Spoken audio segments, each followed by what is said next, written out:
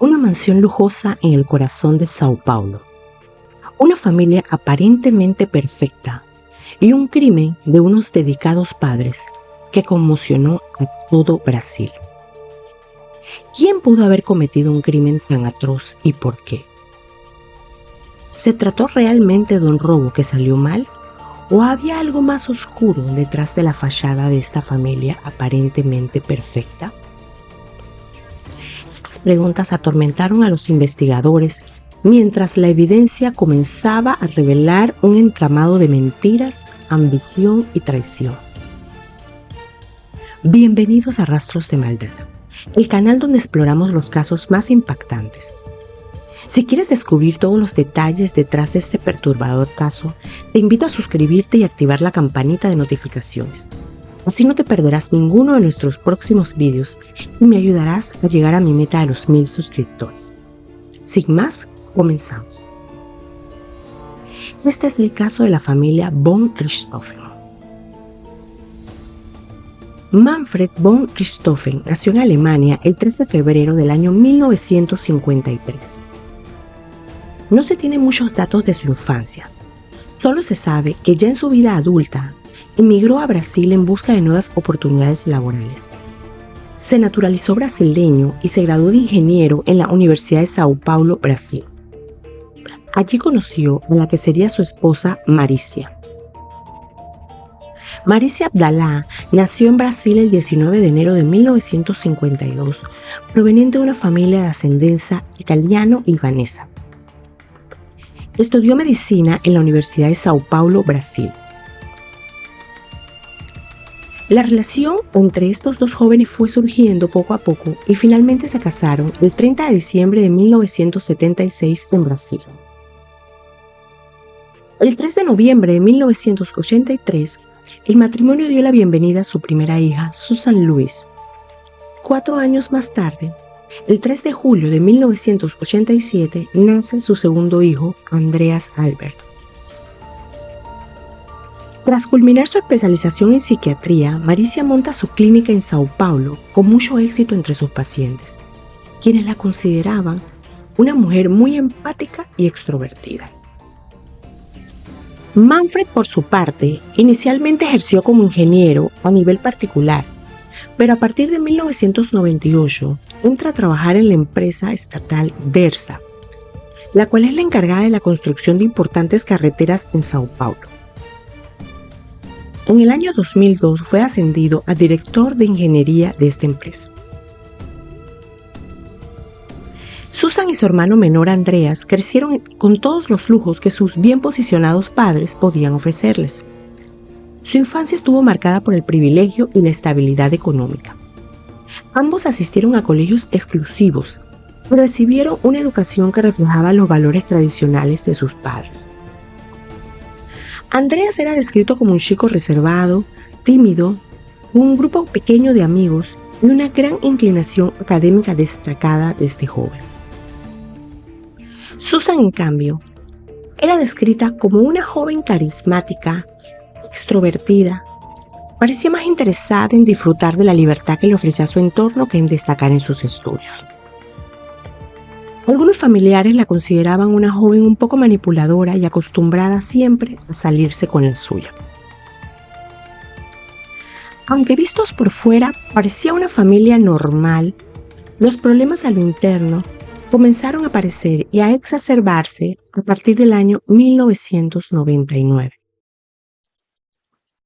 Durante el verano de ese año, la familia decidió asistir a una exhibición de aeromodelismo en el Parque Ibirapuera en Sao Paulo, Brasil. El aeromodelismo es un deporte que consiste en diseñar, construir y volar modelos de aeronave a escala, ya sea de vuelo libre o con radiofrecuencia.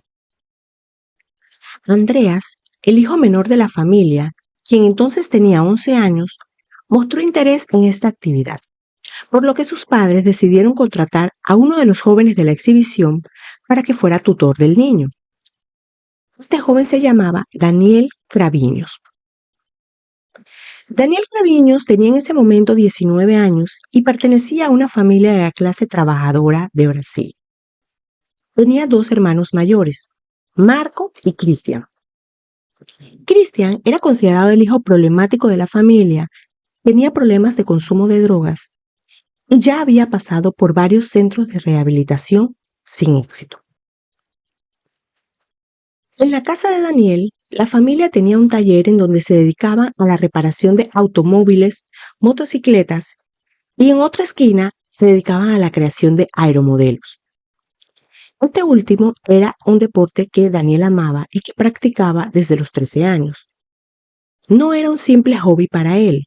Él había participado y ganado múltiples competencias a nivel nacional e internacional en esta disciplina. Debido a la constante presencia de Daniel en casa de la familia von Richthofen, siendo tutor del niño, poco a poco fue surgiendo un vínculo sentimental entre Susan, quien en ese momento tenía 15 años, y Daniel, de 19 años. A medida que pasaba el tiempo, su vínculo se fortaleció, convirtiéndose en una relación significativa para Susan en su adolescencia. Sin embargo, esta relación chocó con la completa desaprobación de los padres de Susan, dada la diferencia de orígenes y estilos de vida de los jóvenes. Los padres de Susan consideraban que Daniel provenía de un entorno socioeconómico distinto, por eso consideraban que no era una influencia adecuada para Susan, ya que esta relación, a su criterio, podía desviarla de los valores y el futuro que ellos habían planeado para ella. En su afán por separarlos, llegaron a imponer restricciones de salida a Susan y constantemente tenían discusiones con ella. Esto provocó tensiones significativas en el hogar. A pesar de la desaprobación de sus padres, Susan continuó viéndose con Daniel Craviños en secreto. La pareja buscaba formas de mantener su relación, organizando encuentros lejos de la supervisión de Manfred y Maricia. Manfred y Maricia no solo habían hablado con su hija, ellos hablaron directamente con Daniel, dejándole claro que no lo consideraban un novio adecuado para su hija. Todo esto no hizo más que lograr el efecto contrario. Provocaron que Susan se sintiera más decidida a desafiar la autoridad de sus padres y a mantenerse junto a Daniel, lo que agravó aún más las tensiones dentro de la familia. Cansada de que sus padres no estuvieran de acuerdo con su relación, Susan, de 18 años, toma la terrible decisión a fines del 2002, junto con su novio Daniel, de eliminar a sus padres. Juntos discutieron la idea varias semanas antes del fatídico 31 de octubre del 2002, cuando finalmente decidieron ejecutar el plan. Trabajaron en los detalles, incluyendo cómo ingresar a la casa, qué armas utilizar, cómo encubrir el crimen simulando que se trataba de un robo, y decidieron finalmente que Daniel no fuera solo, sino que decidieron involucrar al hermano de Daniel, Cristian, el joven que tenía problemas con el consumo de drogas. Según las investigaciones, Susan había preparado el escenario para facilitar el crimen.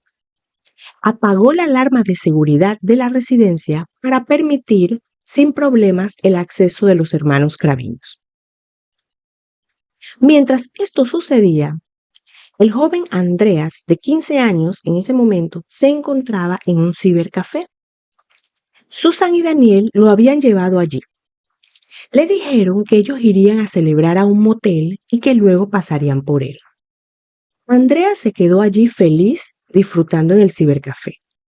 Además, su hermana le había dicho que podría faltar a la escuela al día siguiente. Pero esto no fue más que un plan de la pareja para alejar al niño de la casa en el momento en que ellos iban a cometer los hechos.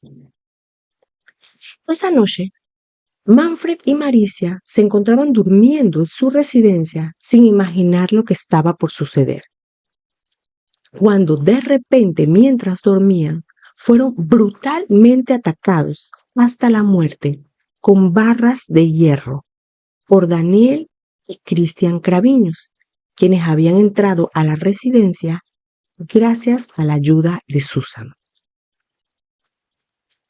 Manfred fue atacado por Daniel y murió enseguida. Maricia, quien fue víctima de Christian, aparentemente se despertó e intentó defenderse. Posteriormente, en la autopsia, se encontró que presentaba 3 dedos totalmente destruidos. Además, durante el juicio, Christian confesó que ella no paraba de gritar: "Por favor, no le hagan nada a mis hijos", pensando que los mismos estaban durmiendo en sus respectivas camas.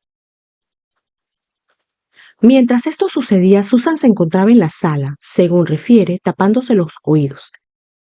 Indicó en el juicio que en ese momento ya no quería que mataran a sus padres, pero según ella ya era demasiado tarde.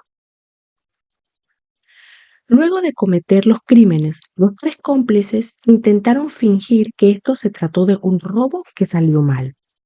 Desordenaron toda la casa y se llevaron algunos objetos de valor para darle forma a la escena que ellos habían montado. Cerca de las 4 de la madrugada, Susan y Daniel pasaron al cibercafé a recoger a Andreas y regresaron a la residencia. Al llegar a la vivienda encontraron la puerta principal abierta, lo que les causó sorpresa y alarma. Susan comenzó a llamar a sus padres sin obtener respuesta y, mostrando preocupación, ingresó a la casa.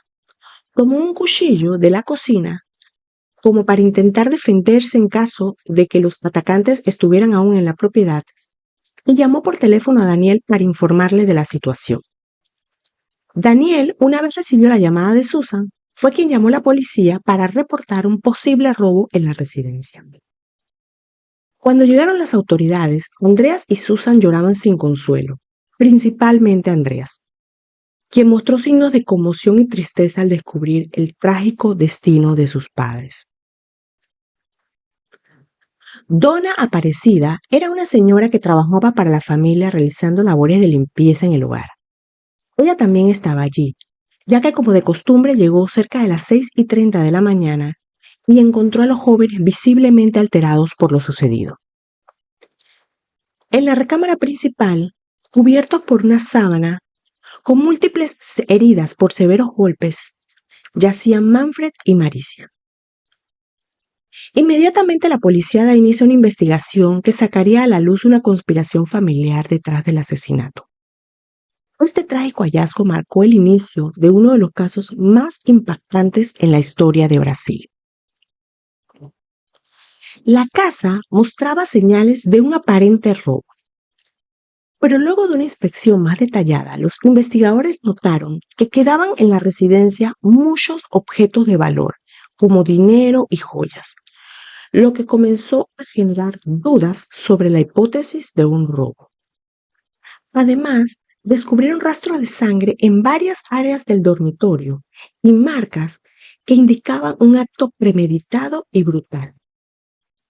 Este análisis inicial fue clave para desvelar el verdadero trasfondo del hecho. Susan fue llevada a declarar y en su declaración mostró muchas inconsistencias. Además, la joven presentaba una actitud demasiado tranquila.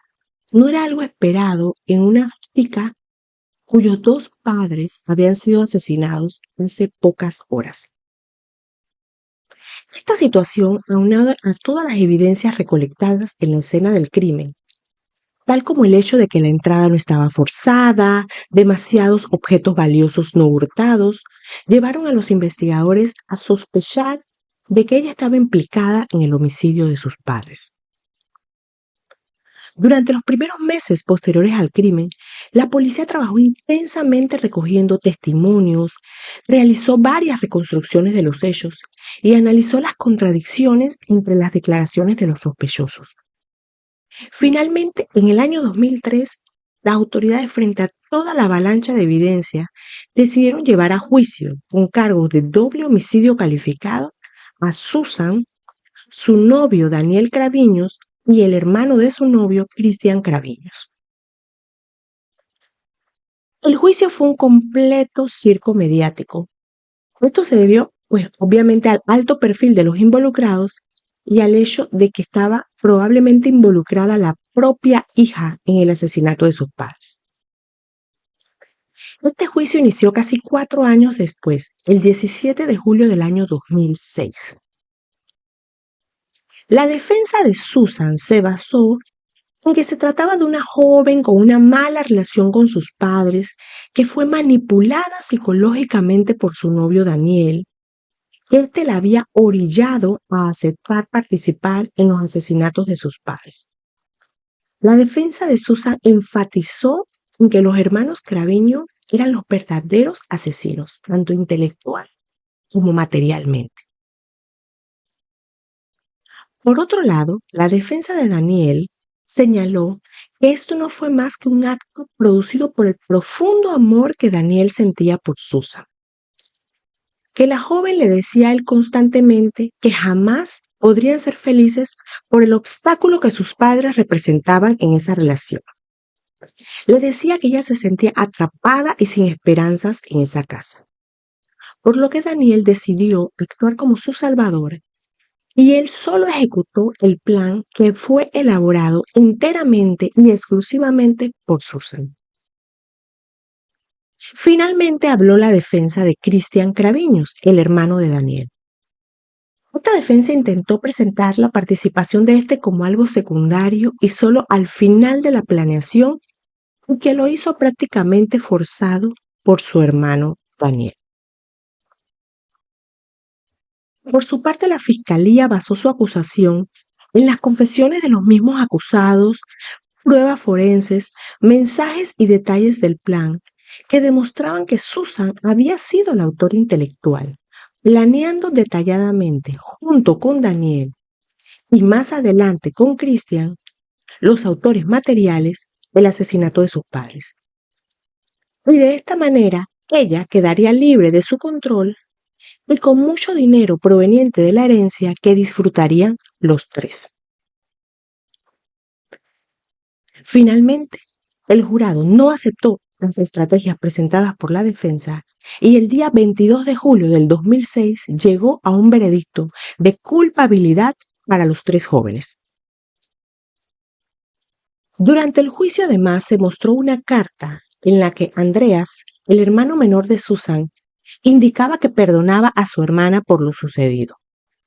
Pero luego, durante el contrainterrogatorio, se supo que realmente el niño había sido forzado a escribir esto por Susan y su abogado. Finalmente, Susan y Daniel Craviño fueron condenados a 39 años y 6 meses de prisión. Y Cristian, un año menos, a 38 años y 6 meses de prisión. Andreas, al quedar huérfano, pasó al cuidado de un tío materno y se convirtió en el único heredero de la fortuna de sus padres. Desafortunadamente, y como era de esperarse, le costó mucho superar el trauma de perder a sus padres de esta manera tan trágica y tan cruel. Todo esto sumado al hecho de que haya sido su propia hermana la autora del hecho. El chico sufrió de trastornos mentales de tipo depresivo y tuvo muchos episodios de autolesiones. Actualmente mantiene una vida lo más lejos del foco público posible y aparentemente vive en la actualidad en Europa. El caso von Richthofen es un trágico ejemplo de cómo la codicia, la manipulación y la pérdida de valores pueden destruir familias. La ambición de Susan por la herencia de sus padres la llevó a planear su asesinato junto con los hermanos Craviño, causando un impacto devastador, especialmente en su hermano Andreas, quien quedó huérfano y marcado psicológicamente. Este caso resalta la importancia de la salud mental, el apoyo familiar y la justicia, recordándonos el valor de resolver conflictos de manera ética y preservar las relaciones humanas fundamentales.